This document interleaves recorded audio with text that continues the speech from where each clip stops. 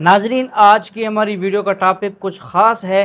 آپ ویڈیو کو آخر تک توجہ اور دھیان سے سنیے گا تاکہ آپ کو ویڈیو سے بہت کچھ معلومات مل سکیں، اور گزارش یہ ہے کہ ویڈیو کو لائک اور شیئر کرنا بالکل نہ بھولیے گا، چینل کو بھی سبسکرائب بھی کر دیجیے گا۔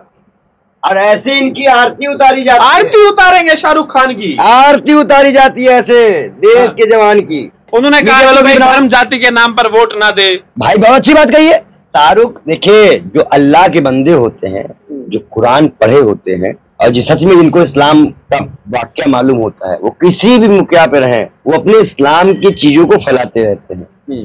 شاہ رخ خان نے جو پکچر بنائی ہے اس میں اسلامک تعلیم بھی بہت اچھی دی ہے۔ اس نے کس طرح سے اپنے حق سے لڑنے کے لیے بتایا، اور جس طرح سے نبی نے اپنے بندوں کو جو نعمت دی ہے، شاہ رخ خان نے اس ساری نعمتوں کو اس پکچر میں دکھایا۔ یہ پکچر بہت بڑھیا ہے، اور کہیں نہ کہیں ہمیں گرو ہے کہ شاہ رخ خان اس دیش کا ناگرک ہے۔ اچھا، شاہ رخ خان پہ آپ کو گرو ہوتا ہے؟ گرو ہوتا ہے۔ سیلوٹ کریں گے شاہ رخ خان کو؟ بالکل کریں گے، سلوٹ ہے، دیش کے جوان کو سلوٹ ہے۔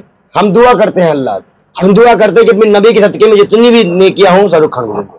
آپ نے ہم لوگوں کو دعوت کے بارے میں بتایا کہ ہم لوگ غیر مسلمان لوگوں کو اسلام کی طرف بلائیں، تو میں یہ جاننا چاہتا ہوں کل کو انشاءاللہ جب میں اس کام کے لیے، اس نیک کام کے لیے آگے دنیا میں نکلوں گا، تو کسی غیر مسلمان نے مجھ سے سب سے پہلے یہ پوچھ لیا کہ میں اپنا مذہب چھوڑ کے، جس کو میں اتنے سالوں سے پریکٹس کر رہا ہوں، آپ کا اسلام کیوں پکڑ لوں؟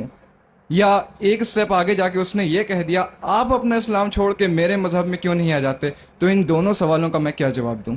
شکریہ۔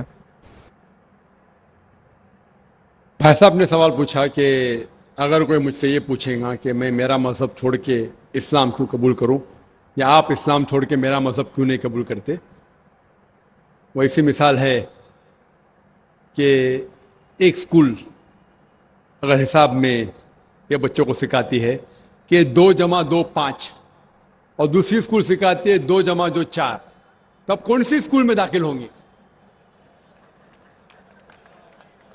وہ اسکول جو حق کی بات کر رہا ہے، لیکن عام انسان کو حساب کے بارے میں پتا ہے کہ 2 + 2 4 ہے اور 2 + 2 5 نہیں ہے۔ تو اسی لیے جب آپ کالج میں ایڈمیشن لیتے، آپ اس کالج میں ایڈمیشن لینے کی کوشش کریں گے جو کالج میں سب سے بہترین پڑھائی ہوتی ہے۔ اسی طریقے سے آپ اس مذہب میں داخل ہو جس مذہب میں سب سے بہترین انسانیت کے بارے میں کہا گیا ہے۔ اسی لیے میں کہتا ہوں غیر مسلمانوں سے چیلنج کرتا ہوں کہ آپ مجھے اسلام سے اچھا مذہب دکھاؤ اور میں اسلام چھوڑ دوں گا، آپ کے مذہب میں داخل ہو جاؤں گا۔ لوگ کہتے ہیں ذاکر کفر کی بات کر رہا ہے، کفر کی کدھر بات ہے؟ حق کی بات ہے۔ میں جانتا ہوں کہ اسلام سے اچھا مذہب ہے ہی نہیں، کیونکہ اللہ تعالیٰ طریقہ دکھاتے ہے کس طریقے سے دعوت دینا۔ یہ جو آپ کو ہدایت ملتی ہے اللہ کے قرآن سے، اللہ تعالیٰ فرماتا ہے اگر کوئی بھی کہتا ہے کہ اللہ نے بیٹا جنا، تو آپ کہو کہ میں سب سے پہلا اس کی سجدہ کروں گا۔ اس کا مطلب نہیں کہ اللہ نے بیٹا جنا، اللہ بیٹا جن ہی نہیں سکتا۔ اگر اللہ بیٹا جنے گا تو میں سب سے پہلا سجدہ کروں گا، جو قرآن کی آیت ہے۔ تو اسی طریقے سے میں کہتا ہوں اگر آپ اسلام سے بہتر مذہب دکھاؤ مجھے، میں وہ مذہب کو قبول کروں گا۔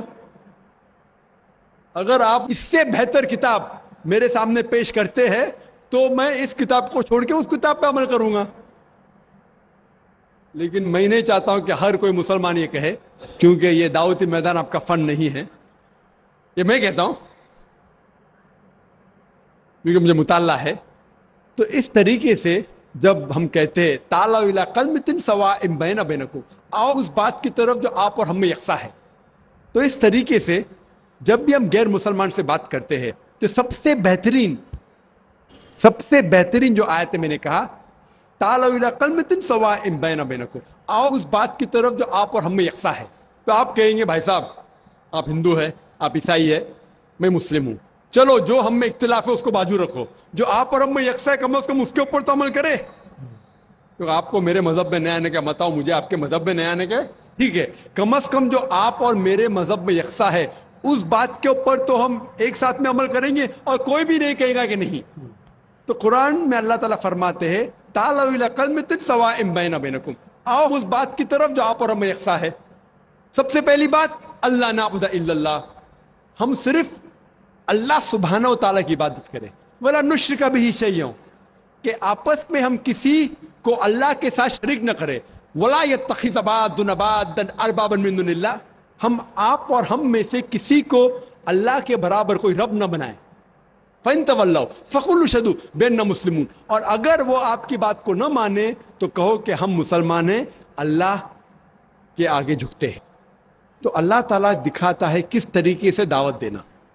तो मैं कभी भी गैर मुस्लिम से मिलता हूँ, मिसाल के तौर पे कोई हिंदू से मिलता हूँ, वो कहता है कि मैं मेरा मजहब क्यों छोड़ के इस्लाम में दाखिल हूँ, मैं कहूँ मत दाखिल हो, कौन बोल रहे दाखिल होने के लिए, कम से कम आप बराबर से आपके मजहब पे कम से कम बराबर से अमल करो। और सबसे पहली बात जो दावत की सबसे अहम बात है, अल्लाह ताला फरमाते ताला इला कलमतिन सवाइन बैना बैनकुम अल्लाह नाबुदा इल्लल्लाह, आओ उस बात की तरफ जहां पर हम यकसा है। सबसे पहली बात है सिर्फ अल्लाह के अलावा किसी की इबादत ना करें। तो जब हमको हिंदू से पूछते हैं कि आप कितने खुदाओं में मानते हैं, कितने भगवान में मानते हैं, कोई कहेगा 3, कोई कहेगा 100, कोई कहेगा 1000, कोई कहेगा 33 करोड़। लेकिन अगर आप एक आलिम हिंदू से पूछेंगे जिसको अपने मजहब के बारे में इल्म है, हिंदू मजहब के बारे में इल्म है, उससे पूछेंगे कि कितने खुदाओं में आपको यकीन रखना चाहिए, तो वो हिंदू कहेगा कि हिंदू को सिर्फ एक खुदा में यकीन रखना चाहिए और एक ही खुदा की इबादत करना चाहिए। लेकिन आम हिंदू वो मानता है एक फिलॉसफी जिसे कहते हैं पैंथीइज्म।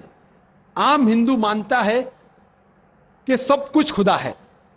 वो कहता है कि पेड़ भी खुदा है, चांद भी खुदा है, सूरज भी खुदा है, इंसान भी खुदा है, सांप भी खुदा है। हम मुसलमान मानते हैं कि सब कुछ खुदा का है, पेड़ भी खुदा का है, चांद भी खुदा का है, सूरज भी खुदा का है, इंसान भी खुदा का है, सांप भी खुदा का है। तो ये फर्क जो हमारे हिंदू भाइयों और मुसलमान के दरमियान है, वो आम हिंदू कहता है कि सब कुछ खुदा है, हम मुसलमान कहते सब कुछ खुदा का है। फर्क है सिर्फ का। अगर हम इस का के फर्क को समझ सके तो हिंदू और मुसलमान एक हो जाएंगे। सिर्फ फर्क है का। किस तरीके से हम उस फर्क को समझेंगे? अल्लाह ताला फरमाते ताला इला कलमतिन सवाइन बैना बैनकुम, आओ उस बात की तरफ जो आप और हम में यकसा है। हम समझे उनके किताबों से खुदा का क्या तसव्वुर है। जब हम उनकी मजहबी किताब पढ़ते हैं, Chandogya Upanishad chapter number 6 section number 2 shloka number 1, उसमें लिखा है एकम एविदित्यम। ये संस्कृत श्लोक है जिसके मानी है भगवान एक ही है, दूसरा नहीं है।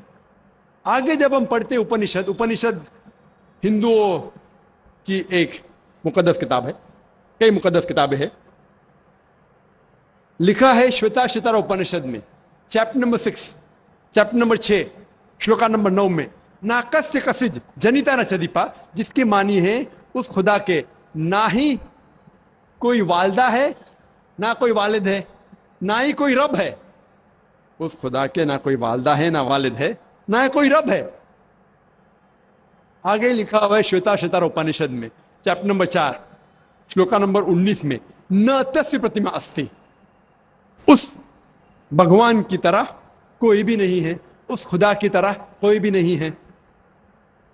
और भगवत गीता में साफ लिखा है चैप्टर नंबर 7 श्लोका नंबर 20 में all those of materialistic people the intelligence is been stolen by material desires, means जो कोई पैसे के पीछे भागता है, जो लोग पैसे से मुतासिर है, वो लोग गलत खुदा की इबादत करते हैं। All those whose intelligence has been stored in material desires, they worship demigods. इसके मानी है कि जो लोग पैसे के पीछे भागते हैं वो लोग गलत खुदा की इबादत करते हैं। और हिंदू मजहब की किताब में सबसे ऊंची किताब है वेद। वेद में लिखा है Yajurveda chapter number 32 shloka number 3 में न तस्य प्रतिमा अस्ति, उस खुदा का कोई भी अक्स नहीं है। लिखा है यजुर्वेद में चैप्टर नंबर 40 श्लोका नंबर 9 में अंधात्म प्रविशन्ति या असंभूति उपास्ते। अंधात्म मीन्स अंधकार, अंधात्म मीन्स अंधेरा, प्रविशन्ति मतलब दाखिल होना। वो लोग अंधकार में दाखिल हो रहे हैं जो लोग असंभूति की इबादत करते हैं। असंभूति मतलब नेचुरल थिंग्स, मिसाल के तौर पे हवा, पानी, आग। जो लोग असंभूति की इबादत करते हैं वो अंधकार में दाखिल हो रहे हैं। और आगे लिखा हुआ है वो लोग और घोर अंधकार में दाखिल हो रहे हैं जो लोग संभूति की इबादत करते हैं। संभूति मतलब इंसान की बनाई हुई चीजें, मिसाल के तौर पे टेबल, चेयर, बुद्ध। अगर आप इंसान की बनाई हुई चीजों की इबादत करते हैं तो और घोर अंधकार में दाखिल हो रहे हैं। कौन कहता है? Yajurveda chapter number 40 verse number 9। और जो ब्रह्म सूत्र है हिंदुइज्म का, वो एकम ब्राह्मम द्वितीया नास्ते, नैना नास्ते किंचन। भगवान एक ही है, दूसरा नहीं है, नहीं है, नहीं है, जरा भी नहीं है। तो मैं कहूंगा हिंदू से, कम से कम आपकी किताब में देखो भगवान एक है, ना उसका बुत है। आप एक भगवान की इबादत करो और किसी की मत करो। तो पहले पे मैं उससे कबूल कराऊंगा ला इलाहा इल्लल्लाह कि भगवान एक है।